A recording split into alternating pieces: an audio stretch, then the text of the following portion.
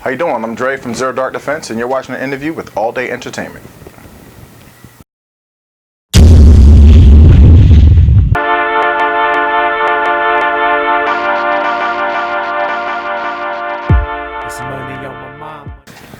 What's going on, Dre? Living, as long as I'm moving.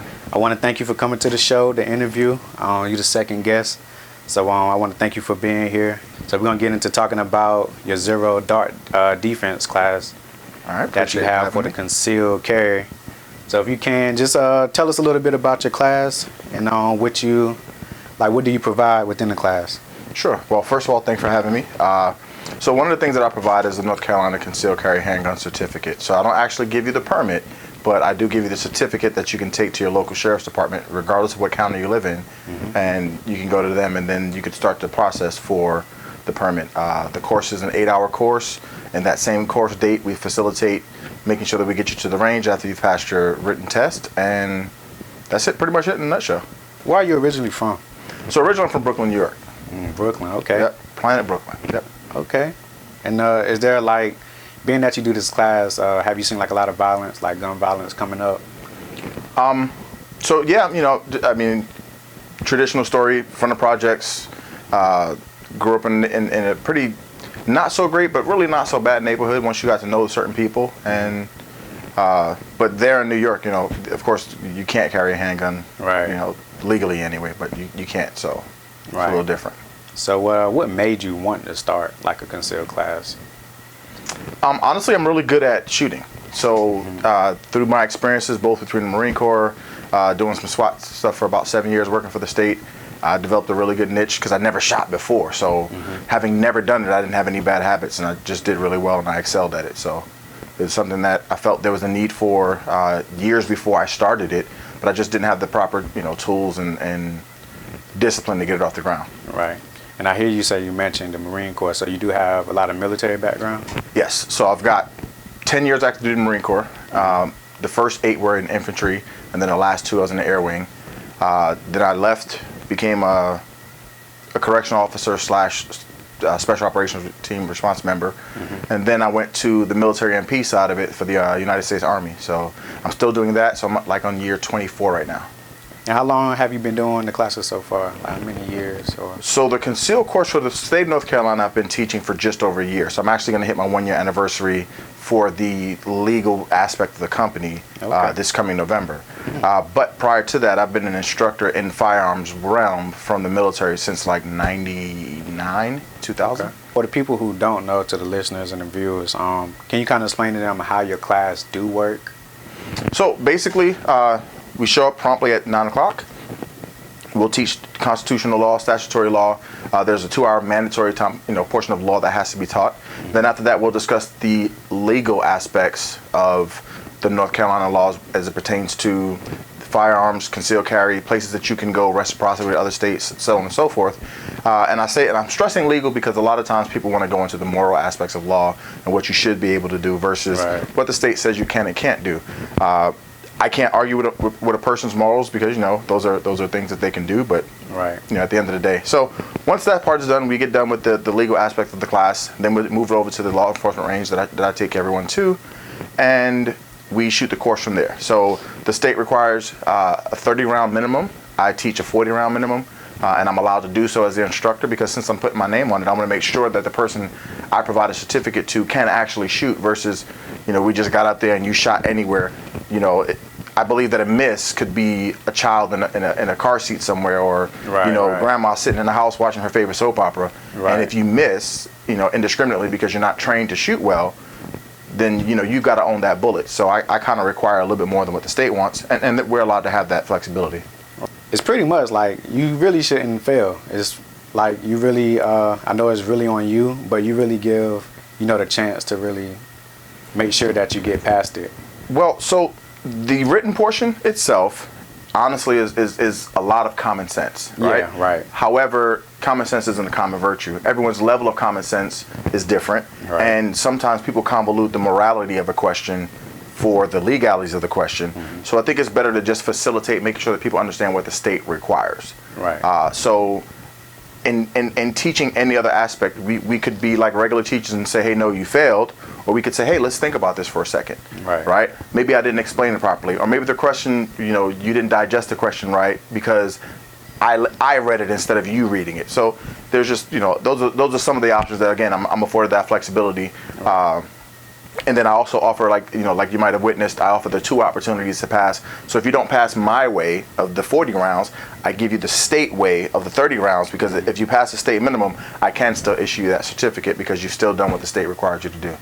I know you have 2 kids, right? Correct. I know you have a daughter, and I find it intriguing that you actually taught her, and like she shoots just as better than me, and a lot of other people that I'm pretty sure. How important do you think it is to have your younger to kind of have some knowledge or to know how to shoot just in case you have to like face an intruder or anything like that? Well, some people would disagree. They'll think they're too young. So being that you have your daughter, why do you think that's important? So there's a couple of things, and I don't want to go on a long tirade, so I'll try to be really brief about it. But so for one, my daughter's been shooting since she was 6. All right. She started out with I had a sim barrel on one of my tactical guns for my team, and we'd go in the backyard and I'd have her shoot they're like soap pellets. I think if you introduce a child or a person, anyone really, into something the right way, they won't be overly intrigued by it. So they won't get out there, and when they go to school and some kid brings something to school that they shouldn't bring, they won't be like, holy crap, let me check that out. I think that's cool. Let me touch it. So I think that's one thing. The second part of it is, if there is a firearm in the home, everyone in the home needs to know how to use the firearm, because I may not be there. Still being a reservist, I'm not responsible. Well, not say responsible, but I'm not in control of my free time all the time. Sometimes I get orders and I've got to go. It's not like I'm going to tell them I can't go. So my family needs to be able to utilize that firearm if I'm not home. Just like if you're at work, I did have the unfortunate incident of, we're talking 2016-ish. And I'm at work, and at the time I'm working at the prison on nights, and my mom calls at like 2 o'clock in the morning, and apparently some kid jumped over the fence trying to steal one of my dogs.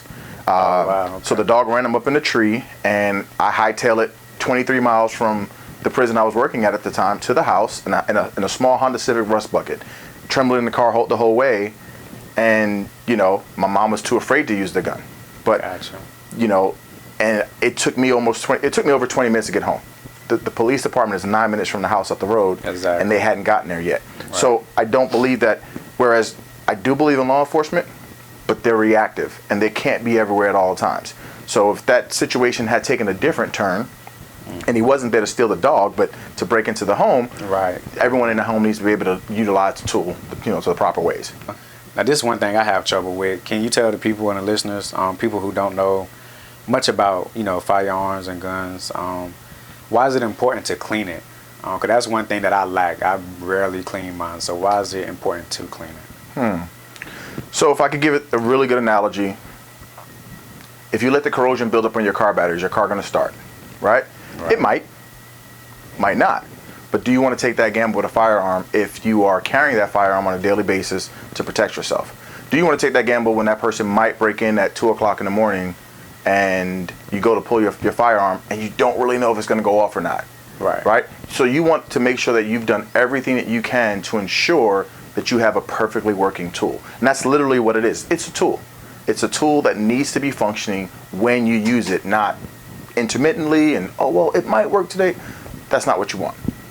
Explain to them the process, what they have to do to wait on the conceal, because they might think that it's just over once they finish the class. So tell them the process of that. So basically, once you're done with the class, you have a couple of options here in our county, right? And so in Craven County, and it varies, of course, by different sheriffs, but the primary way that you would love to do it is to be able to go straight to the sheriff's department, take your paperwork with you, go fill out paperwork. But due to COVID-19, the sheriff now has an implementation has a procedure implemented where you can do everything online. You can fill out all your documentation. You can give all the permissions for them to research your both criminal and mental history. You can pay your fees online, and then you'll get an appointment to go take your fingerprints. Once you take your fingerprints, you'll take the certificate that you get from my course right over to the sheriff's department. And then from that point, it's just a waiting game. And understanding that due to the pandemic and due to the voting and due to just different fears that people may or may not have, the normal time, when I got my permit, we're talking 2006. Maybe I spent 3 weeks waiting, maybe. Now you're talking 7, 8, 12, however many months. Right. The last class that I gave earlier in September, I was told that there was a wait till January before you could even get in to get your fingerprints. So wow. I feel like that's a substantial wait, you know, and maybe it's based on who the next president might be. Maybe it's based on the fact that COVID-19 is shutting down a lot of businesses and right. guns.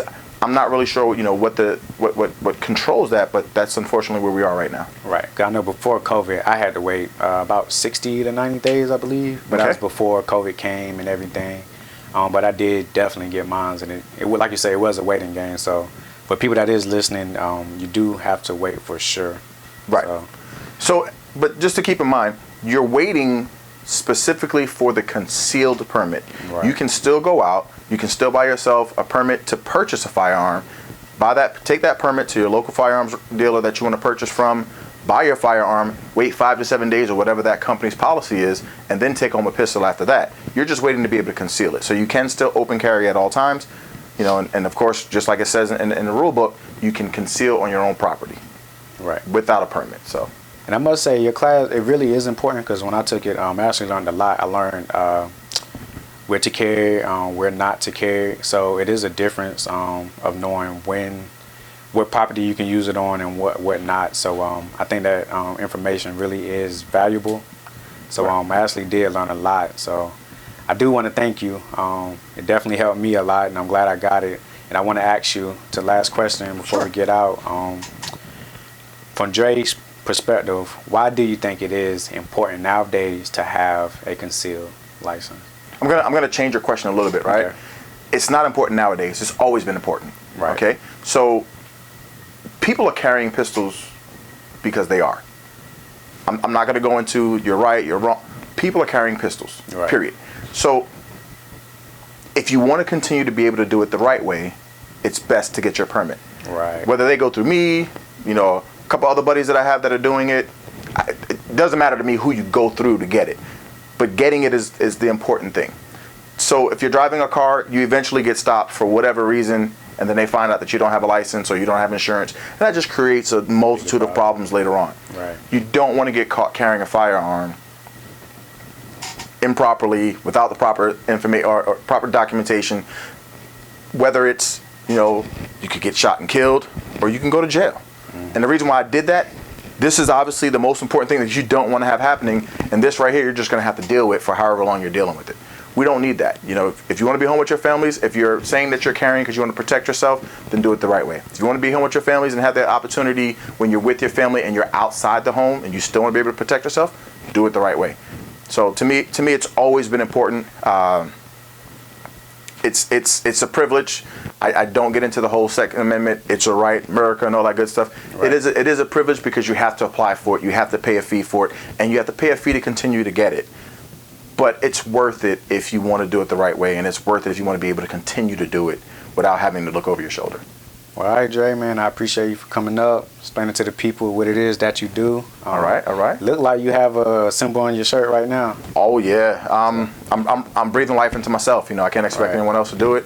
So, you know, I've created a little bit of merch and swag and stickers and, and patches and T-shirts, and you know, I've got an online store where you could go to and purchase whatever you want. You could purchase a button-down polo. You can purchase a pullover hoodie. You can purchase a beach towel. It is what it is. You pay whatever that manufacturer has you pay. On that particular online store, I don't get a kickback. There's nothing that comes to me. You just buy whatever you want to buy. So if you spend $80, you spend $80, and it goes to that merchandiser. The T-shirts are different. The T-shirts I pay, you know, X amount for, and there's a slight markup to them. But it's more so of, you know, maintaining that free advertisement, whether you went to the class or not. So. Okay. Well, I appreciate you for being out here, man. Tell the people where they can follow you on. So social media is definitely what's going on. You've got Zero Dark Defense LLC on Instagram. You've got Zero Dark Defense on Facebook. I've got ZeroDarkDefense.com. Courses at ZeroDarkDefense.com. ZeroDarkDefense@gmail.com. So I'm pretty much out there every way, shape, form, and fashion. Just remember that it's not an actual letter O, it's the number 0. So. All right. Well, Dre, that's a wrap, man. I appreciate you for being on. Any last thing you want to tell the people? No matter what you do, just do it the right way so you don't have to worry about getting in trouble later on. All right. You said it best. Appreciate you, Dre. Thank you.